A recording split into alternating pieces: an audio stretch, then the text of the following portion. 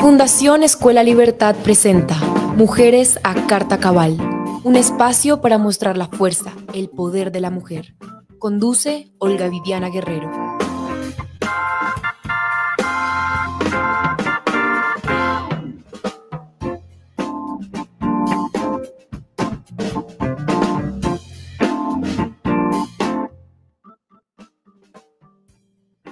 Hola, hola, bienvenidos a Mujeres a Carta Cabal, este espacio de Escuela Libertad y Contra Batalla Radio, Adriana, que hacemos con el alma y con fuerza y con mucho corazón, por nosotros, por nosotras y para nosotras. Y este no es un programa más de mujeres, Adriana, este es un rincón donde celebramos a esas mujeres que no se dejan etiquetar, que piensan, que proponen, que hacen cosas. Mujeres que defienden su historia, su familia, su libertad. Y que como nosotras creen que ser firme no es una contradicción de ser mujer y de ser femenina. Así que si estás buscando una conversación con mujeres, aquí estamos nosotras todos los miércoles por las tardes para canalizar la energía que tenemos las mujeres, y hoy tenemos una invitada muy especial. Aquí estamos hablando con ella, Adriana Giraldo. Seguramente la conocen o por lo menos la han oído porque esa sí ha sido de la radio 100% todos los fines de semana, sábados y domingos a vivir, que son 2 días, y pues antes, mucho antes, estaba en otra cantidad de programas. Ella es una contadora de historias natural, es una persona de esas que habla con el alma, lo que nos gusta, mujeres que hablan con el alma. Adriana, bienvenida. Ay, Gilla, muchas gracias por estas palabras tan cálidas y gracias por esta invitación. Qué rico poder estar sentadas conversando. Conversando como nos gusta, como siempre. De la vida. Quiero contarles que llevamos media hora mientras Quique, el productor, organizaba todas sus luces y sus cosas, hablando de otras cosas y de lo mismo, lo que nos gusta. Pero bueno, Adriana, yo le voy a contar a quienes nos están oyendo esta tarde hoy que usted y yo compartimos nuestra larga carrera de comunicación, nos conocemos, nos queremos, nos respetamos, nos vemos de que sí, pupitre. Y pues yo me atrevo a preguntarle algo que me ronda desde hace rato, y yo creo que muchas personas también lo piensan cuando la oigan, cuando la oyen. Es cierto que uno nace con un gen. Yo nací con un gen para escribir, usted nació con ese gen para la radio. Mire, yo de verdad no sabía cuando estábamos en la universidad que usted era una mujer de radio, pero a mí no me extrañó nunca su carrera. Ay, gracias, Gilla. Pues sí, yo creo que yo tampoco sabía cuando estaba en la universidad, aunque yo hice pinitos en Todelar y en la emisora Javeriana, pero yo sí creo que con lo que yo nací es con un don en la voz, digamos, para hablar, para cantar, para contar historias. Y yo me he movido por diferentes medios, trabajé un tiempo en Caracol Televisión, en Noticias 1 en televisión también, dirigiendo la sección cultural. Y claro que es rico hacer televisión, pero yo sí me enamoré profundamente y perdidamente de la radio. El audio para mí es una magia y me lo gozo cantidades. Cuando empezó, cuando se sentó por primera vez frente a un micrófono, ¿qué fue eso para usted? ¿Qué significó? Ya profesionalmente, realmente yo llegué a la radio no por comunicadora, sino por un amigo en común, por Alejandro Borrero, que me propuso para ser la programadora de Musicar FM Stereo, que es una emisora de Carvajal y Caracol, una emisora de música clásica. Yo era una chiquita, no me había ni graduado, Gilla, y me proponen estar enfrente de una emisora de música clásica donde tenía personajes como Bernardo Hoyos, Carlos Pinzón. Entonces, para mí fue, Gilla, era tanto que yo me tenía que poner una moña, las gafas y las faldas de paño de mi mamá y los zapatos mocasines. ¿Para que verse mayor? Me creyeran, sí, porque tenía un montón de gente súper desafiante, era una cosa muy exigente. Y yo siempre he sido muy ñoña, muy dedicada, digamos. Sí, muy juiciosa. Sí, siempre me gusta hacer tareas. Sí. Y yo me sentaba y bueno, y ahí crecí, luego trabajé en la Radio Nacional y bueno, ya después me llamaron de Caracol para montar Colorín Color Radio y eso fue otra experiencia. Pero fue fascinante. Sin embargo, tengo que decirlo, con un respeto profundo por la radio. Yo duré 6 meses ensayando para salir al aire. Hasta que no estuviera suficientemente lista, no me atreví a hacerlo. Y tenía un Quique, nuestro Quique de ahora, que es Rafael Pinilla, y me decía, no señora, eso le suena leído. Así no es. Así. Todos los días se sentaba y me daba cátedra y me regañaba. ¿Y eran clases oficiales o eran unos No, ensayos que no, hacías? ensayos que hacíamos él y yo, pues porque yo le, bueno, quiero ver cómo sonaría esto antes de atreverme a hacer un programa pregrabado. Luego, cuando ya me enfrenté pues al mundo de la radio comercial, bueno, en Radio Nacional también hice unos ensayos divertidísimos. Yo no estudié en un colegio bilingüe, sin embargo, aprendí inglés en la vida y hacíamos con Juan Carlos Jaramillo, que es el de los pocos colombianos que sobrevive en la BBC de Londres, hacíamos un programa conjunto, él sí en su inglés divino, absolutamente bilingüe. Yo no, yo en el inglés aprendido en el colegio de monjas que no era, pero arriesgada siempre y con ganas de hacer siempre. Siempre un respeto profundo por la audiencia. Eso para mí es lo más importante. Yo creo que la radio es un medio que le permite y lo obliga a uno a improvisar, pero para improvisar hay que haberse preparado. Sí, señora. Y hay que saber de qué se va a hablar, hay que tener datos en la cabeza. Bueno, excepto hoy que estoy así a quemarropas, no sé ni de qué vamos a hablar, Gilla. No, realmente vamos a hablar de lo que sabemos y de lo que queremos y de lo que nos gusta, porque yo también he querido la radio toda la vida, aunque Claro. hice mucho menos, he hecho mucho menos radio que usted. Lo mío ha sido el periodismo escrito, pero yo por eso le quiero preguntar, es que ¿qué tiene la radio? ¿Por qué tiene esa magia? ¿Qué es lo que tiene? Es un vicio. Yo trabajé en 2 etapas distintas en Caracol, en una 9 años y en la segunda 18, y en la mitad hice televisión y trabajé con, para mí, uno de los hombres que más sabe de radio en este país, sin duda, tal vez el que más, Ricardo Alarcón. Y cuando estábamos trabajando en proyectos de televisión y en la empresa propia y en un tema de investigación de reputación corporativa, en otros proyectos, casi 5 años, en realities también trabajamos juntos. Yo me acuerdo que yo le decía, tengo una necesidad de hacer radio. Y me decía, ¿cierto? Y eso que Ricardo fue ejecutivo de radio. Él empezó como comentarista deportivo, sí. pero luego fue pues directivo siempre, líder siempre. Eso es una pasión que hay, tal vez yo nunca lo había identificado así ya, pero eso tal vez nace con uno, esa pasión en las venas por hacer radio. Eso es una cosa fascinante. Al que le gusta, le sabe. ¿Y el oído, esto de cantar, esto lo estudió o sencillamente también ha cantado toda la vida porque tiene esa sensibilidad especial? Yo creo que eso sí que viene, no hay duda que viene en los genes. Mi abuelo Giraldo se enamoró de mi abuela porque la oyó cantar. Ella ¿sí? cantaba hermoso. Y todos los Giraldo, pues digamos que no todos, porque somos 51 primos, pero muchos cantamos. Mi papá cantaba muy bien, muy afinado. Intentó toda la vida tocar tiple y nunca lo logró, pues él decía que lo zurrungueaba, pero sí nos hacía exigencias, por ejemplo, cuando íbamos en el carro camino a la finca. Él cantaba una canción y nos decía a mi hermana y a mí, bueno, saquen la segunda voz, que no, usted nos está desafinando. ¿Sí? Entonces era como un juego. Y yo aprendí a tocar guitarra sola y canté toda la vida en el colegio y luego ya me metí en un coro de música clásica muy bueno, muy pilo, que dirigía Juan Lance Kennedy, un coro maravilloso, de los mejores coros que tuvo Colombia en su momento. Ganamos muchos premios nacionales, hicimos gira internacional. Y luego canté con un grupo Mandarina y bueno, la música siempre ha estado al lado de mi vida y sigue estando. Ahorita volví a cantar. Eso me encanta, sí. Porque además también ha vuelto a sus orígenes en la HJUT. Ay, sí, a mis orígenes en la música clásica. Cuénteme esa experiencia y luego nos devolvemos de para atrás.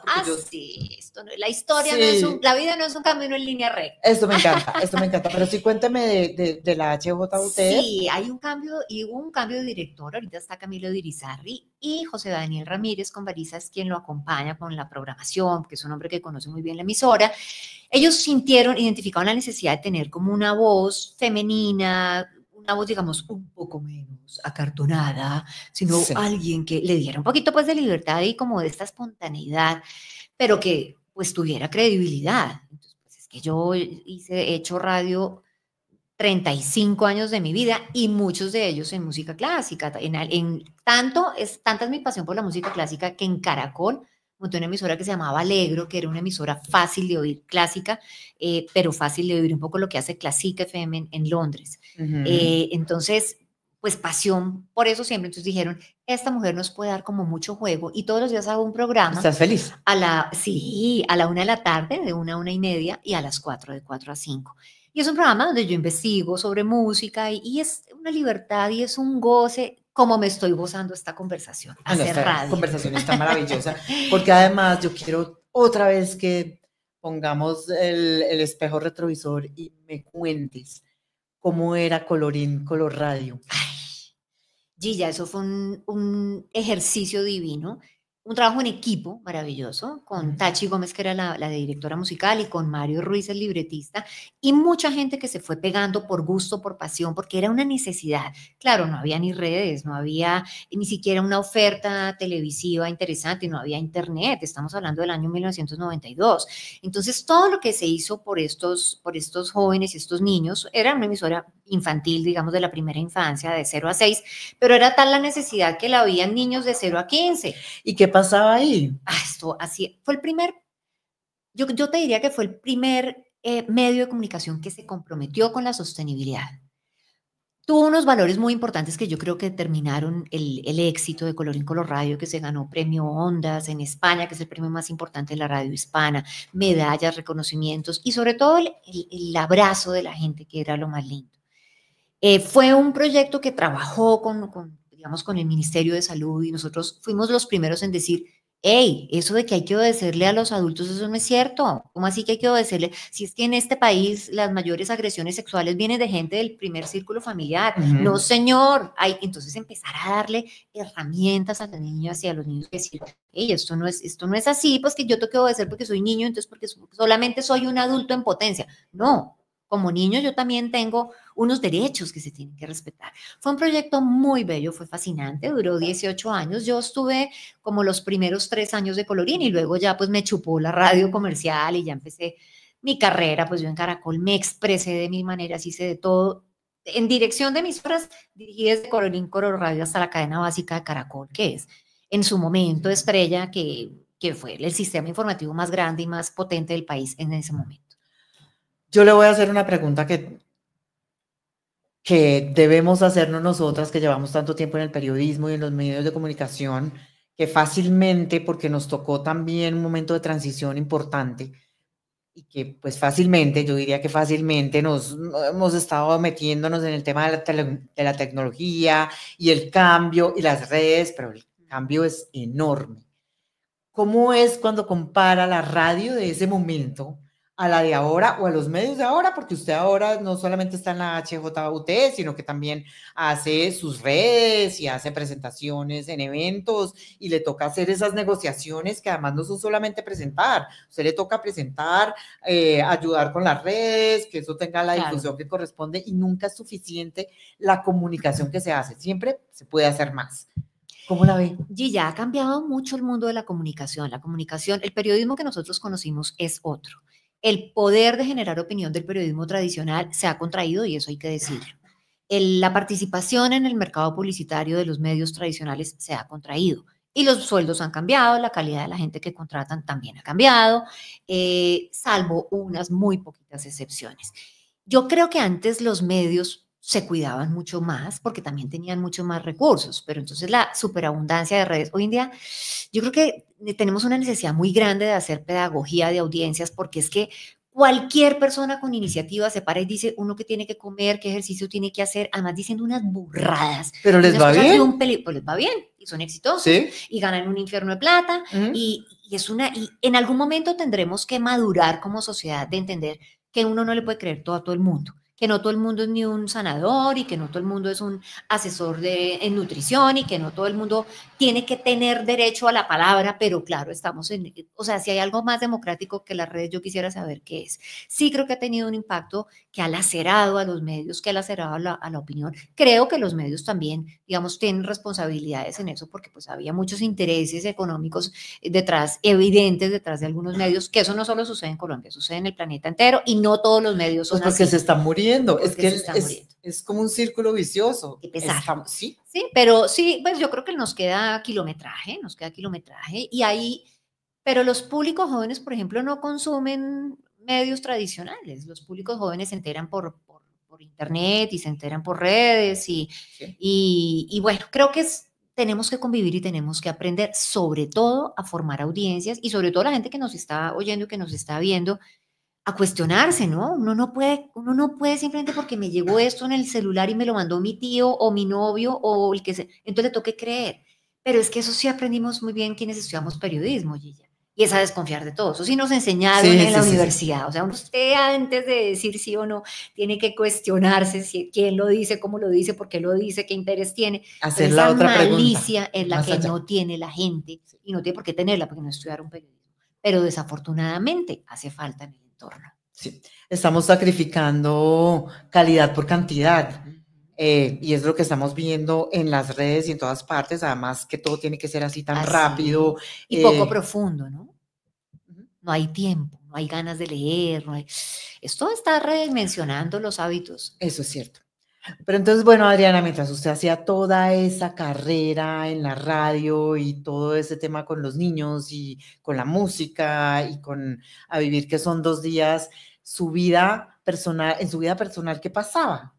Bueno, yo me casé, digamos, como tardecito, en esa época se casaban mucho más jóvenes, me casé como a los 30, y tengo un hijo, de esa relación tengo un hijo maravilloso, al que adoro profundamente, Matías, y ha sido mi gran lección. Yo casi no puedo tener hijos y ya perdí 4 hijos antes de poder tener. No te puedo creer. Y eso fue muy doloroso, muy Sí. frustrante. Sí, eso es un aborto, un aborto espontáneo, eso es una cosa, bueno, un aborto es muy duro energéticamente, es como un fracaso de la creación. Pero por eso cuando logré que cuajara Pero Matías, insistías. claro, insistí. Curiosamente, en el último embarazo en Matías, yo dije, es mi último intento, porque es que es muy frustrante perder un hijo, que se muera adentro, se me quedaban retenidos y luego terminaba en un quirófano, hartísimo. Y dije, si no puedo tenerlo, adopto un hijo, no me quiero perder. Mi mamá me decía algo muy sabio y hoy en día se lo agradezco que me haya insistido tanto. Me dijo, una mujer con la sensibilidad suya no se puede perder el amor más grande que es el de un hijo. Claro, y habías trabajado con niños y lo tuyo, fíjate que de esas cosas que le quedan a uno las personas que conoce hace mucho tiempo, es eso. A mí no me extrañaba tampoco que de tu programa Colorín Color Radio, porque siempre te vi esa sensibilidad Sí, con la infancia. sí, No, es y no verdad. sabía esta parte de tu Y ha vida. sido muy lindo encontrarme a la generación de Colorín Color Radio que dice, ay, usted era de color, no puede ser, usted era la coneja Tulanot, ay, no, o sea, marcó a una generación. ¿Tú eras la coneja? Yo era la coneja. A ver. ¿Cómo hablaba? Ay, qué cosa tan divertida. Dame un beso en la punta de la nariz. Wow. Entonces nos divertíamos, Gilla, era mucho trabajo. Nos daban las 2 de la mañana grabando, por ejemplo, frecuentemente entre semana, 3 y 4 veces, sobre Muertos todo de al la principio. Pasábamos tan felices, tan felices. No, fue una época, yo a la radio le debo tantas realizaciones personales y profesionales, tanta creatividad vuelta a algo concreto, tanta imaginación focalizada que no tengo sino gratitud.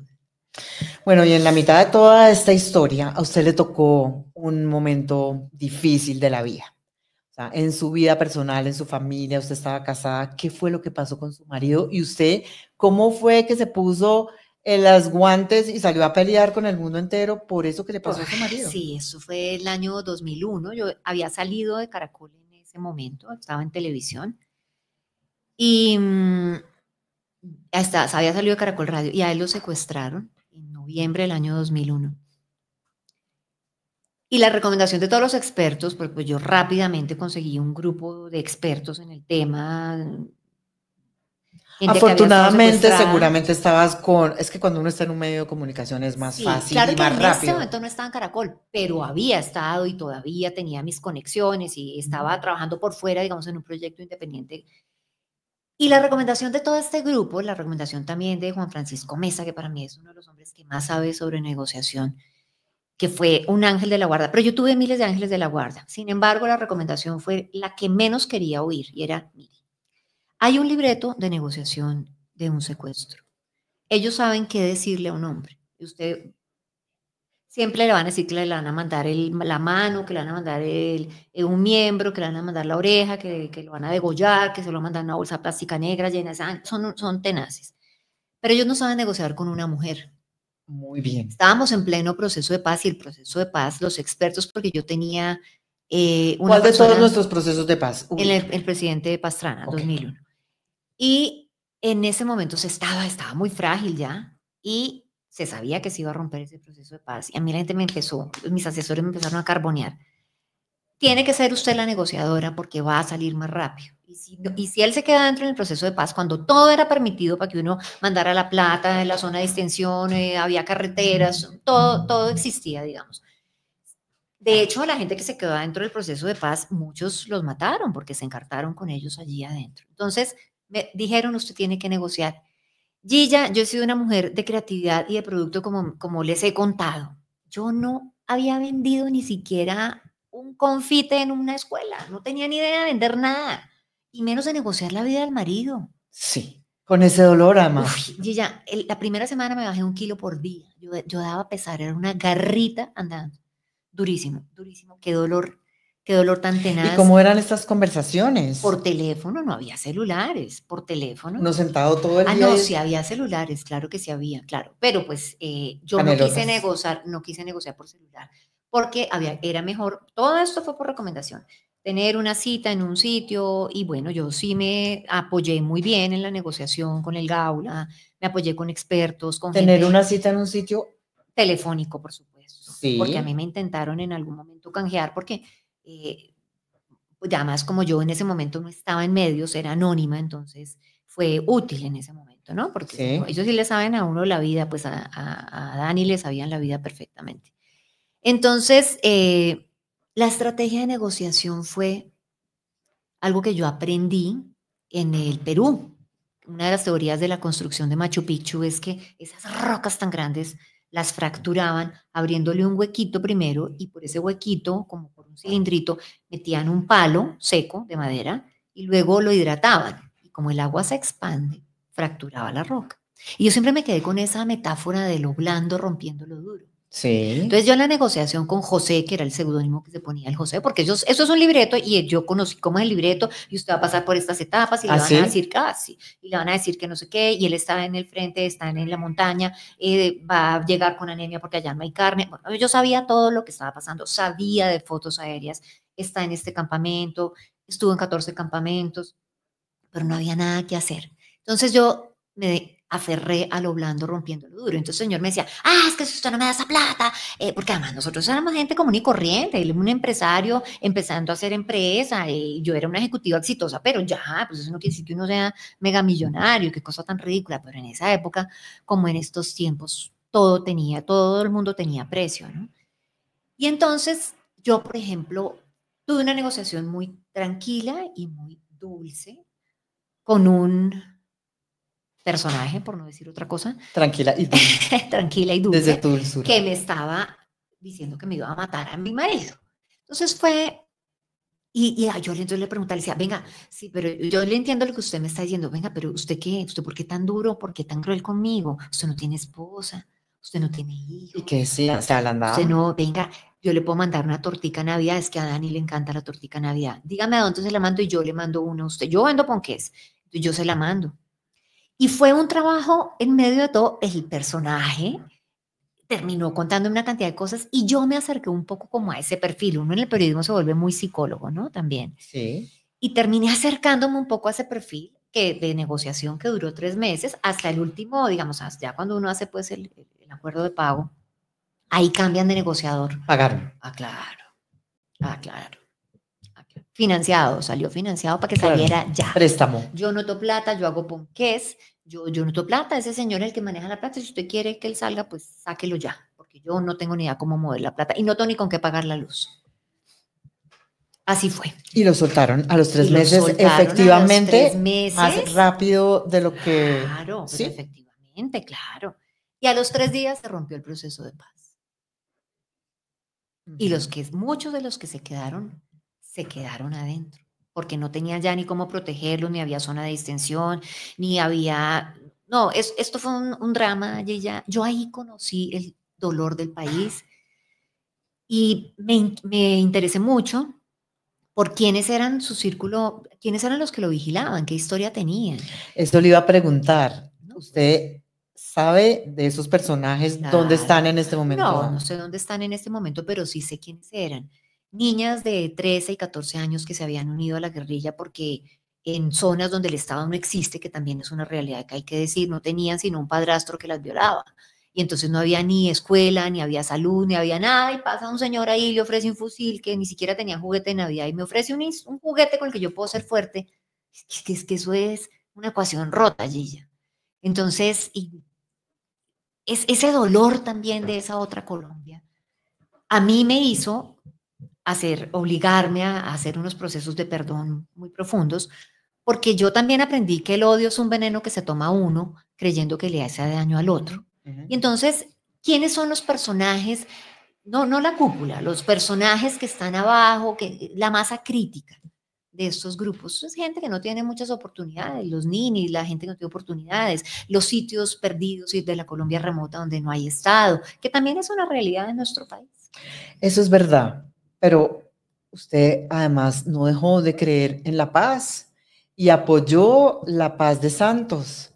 Y esas personas que secuestraron a su marido están, pues seguramente no en nombre propio, pero ocupan unos curules en el Congreso. Sí, yo sí creía en la paz. Lloré cuando cuando ganó el no. Lloré con Dani, porque nos parecía que este dolor, es que después de haber vivido el dolor de un secuestro, y ella uno redimensiona mucho el país, y es el dolor del requete megamillonario, que claramente no éramos nosotros, es el dolor de la clase, digamos que es visible o ¿no? que es medianamente exitosa, pero es el dolor también de la mujer del campo a la que le secuestran su hijo por ser policía, o la de, pues la de todas las madres o de todos los que hemos vivido ese flagelo y ese dolor, y qué tal el de la desaparición, las víctimas.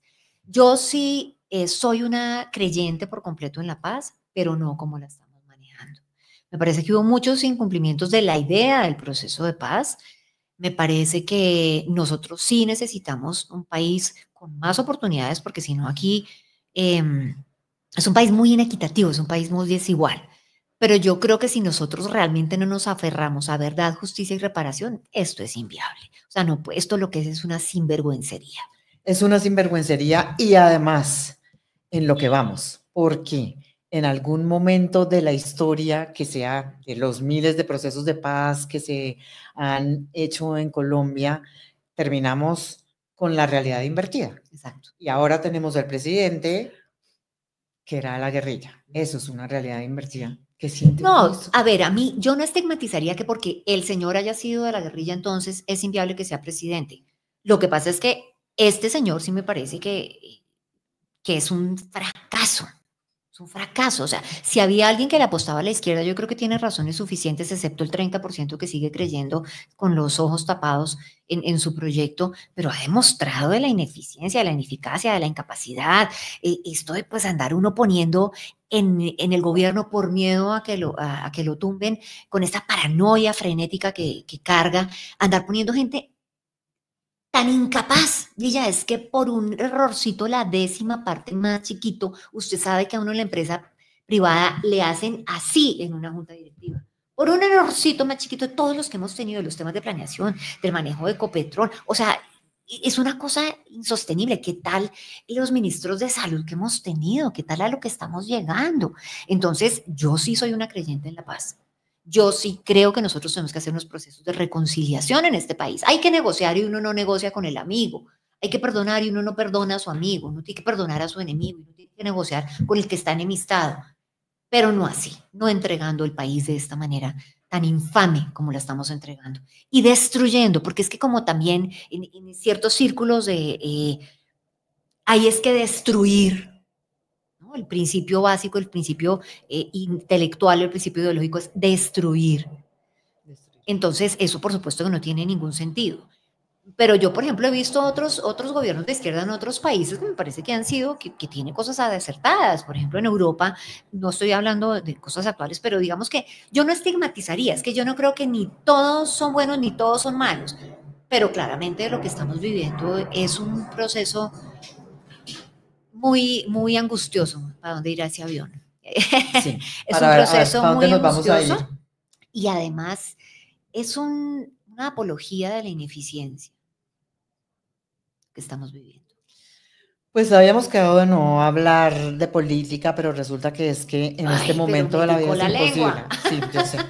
No, pero es que es imposible. O sea, sí. Terminamos que estoy enferma, problema de salud, que mi hijo la educación, que el trabajo, entonces la reforma laboral. O sea, todos los caminos conducen a esta mala política que estamos teniendo que vivir en este momento. Todos los caminos de la vida común y corriente. Todo el mundo tiene que hablar de esto. Antes no se hablaba tanto de política. No, y uno no puede excluirse de la política. Es más, mi papá, por ejemplo, que era odontólogo, me empujaba en el triciclo, cuando éramos niños en la finca, me empujaba en el triciclo camino al pueblo, que era 1 kilómetro, y me decía, ¡viva el Partido Liberal! ¡Abajo los godos! Pero mi mamá era conservadora, entonces en mi casa se hacía eso, pero pues se convivía en la diferencia. Entonces yo por eso creo que uno puede convivir en la diferencia. Yo por eso creo que uno tiene que respetar los conceptos distintos, pero no por eso ser ineficiente, ni ser inadecuado, ni ser destructivo. Eso es verdad. Amigos de Mujeres a Carta Cabal, estamos en este programa con Adriana Giraldo. Le vamos a agradecer por habernos regalado su tiempo esta noche y bueno, los espero en nuestro próximo capítulo. Hasta luego. Gracias a